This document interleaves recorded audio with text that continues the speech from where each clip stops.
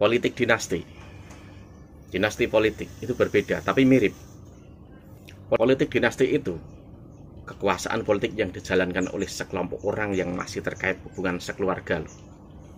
Dirinya merasa kekuasaan itu warisan untuk keluarganya dan kelompoknya. Padahal yang begini ini umumnya digunakan oleh negara yang menganut sebuah paham sistem kerajaan. Makanya saat seorang tokoh di pucuk kekuasaan lalu dengan enjoynya berkata, nanti yang jadi setelah saya si Anu. Duh, saya tangkap. Kenapa di pikiran dia begitu? Apa negara ini kayak milik warisan dari kakeknya sendiri? Walau politik dinasti agak berbeda dengan dinasti politik, yang dengan sengaja dikonstruksi bahwa kekuasaan hanya boleh dikuasai oleh satu keluarganya saja. Kalau ini bisa lebih ke full otoriter, padahal juga sebenarnya 11-12 sama saja. Politik dinasti dan dinasti politik memiliki dampak negatif bagi demokrasi tanah air loh. Karena politik semacam ini dengan sengaja mengutamakan kepentingan keluarga dan kelompoknya saja. Itu yang lebih dulu gitu. Makanya kemarin ada kan seorang artis yang marah-marah merasa usahanya terasa diambil paksa penguasa, bahkan sekaligus dengan karyawannya. Karena penerapan kenaikan upeti, bahkan ada perbedaan usaha jenis A kok dimasukkan sebagai kategori usaha jenis B, yang akhirnya kena peraturan kenaikan upeti. Jika kronik kelompoknya bagian dinasti, biasanya dicari dulu usahanya dalam bidang itukah atau tidak. Jika iya, tentu tidak dinaikkan upetinya. Atau kalau tidak, kroninya yang punya usaha sejenis seperti itu akan apa? Akal-akalan. Beri ide bidang usaha ini dipindah saja dengan merubah peraturan jenis kategori usaha yang dimasukkan ke kategori bidang usaha yang tidak berupeti. Ya ujung-ujungnya ya demi menghindari upeti itu. Cerdikan mereka. Ini misalkan, ini hanya baru sedikit masalah di kelas menengah loh, apalagi kelas bawah. Ya, di pikiran mereka wajib jadi bebek-bebek saja.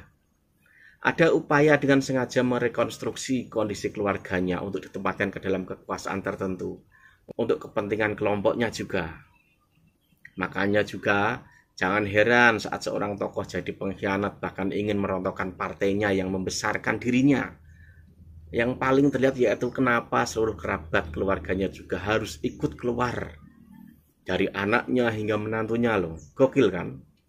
Inilah bukti kinerja politik dinasti. Padahal kan biasa saja sebenarnya. Bahkan satu rumah saja bisa beda politik. Nah itulah politik dinasti politik. Mereka rela membuang mainan dan harapannya, bahkan kesukaannya sekian lama, dengan tiba-tiba dibuang saja. Gak mikirin lagi dirinya pernah berkata memuji ideologinya, rumah keluarganya dalam sekejap hilang. Dibuang, meninggalkannya gitu loh. Misal sajalah sebuah istri saat gak cocok lalu dibuang saja. Sebenarnya selama ini punya rasa cinta enggak sih? Punya ikatan batin enggak sih? Ini kan sama saja seperti tipu muslihat, pokoknya cuma demi ambisi. Apapun dinaikin dulu, weleh. Makanya pertama saya lihat, oh saya tahu inilah politik dinasti. Apalagi ternyata di dalam wadah politik dinasti ada juga oknum Kiai Habib yang selama ini dipercaya publik. Ternyata mereka semua itu apa? Memang bagian persekongkolan.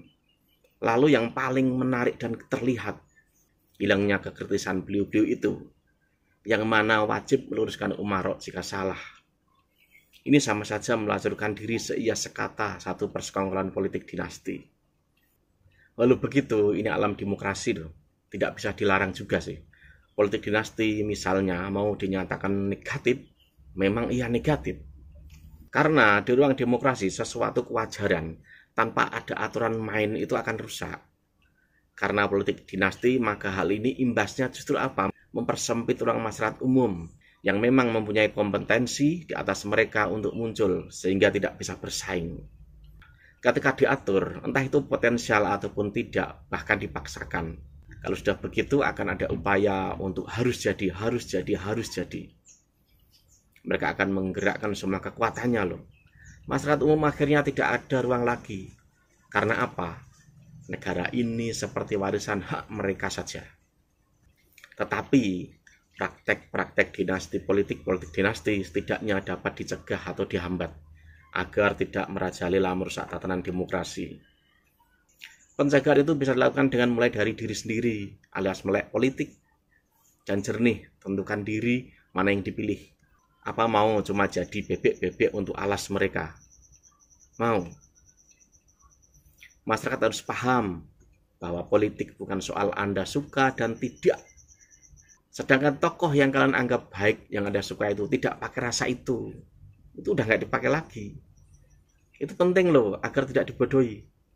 Masyarakat juga terkadang tidak mau aktif untuk memahami konteks politik, memahami perkataan Gus Dur saja soal si Anu paling ikhlas. Itu saja banyak yang salah dan pura-pura nggak tahu, padahal idolanya nggak menggunakan rasa pada dirinya. Padahal sesungguhnya itu perbandingan si Anu dengan si Anu dengan si Anu pada waktu itu. Akal waras dan kejernihan harus dipakai. Misal kalian di tengah hutan, ada hewan besar yang bikin gelisah dan fokus kepada kalian. Tentu kalian akan berusaha cari tahu hewan itu tempatnya di mana, asal-usulnya juga datang dari mana, seperti apa. Tentu salah satunya kalian akan mengurutkan cari jejaknya dari mana dan bagaimana, baru dipilih. Itu loh.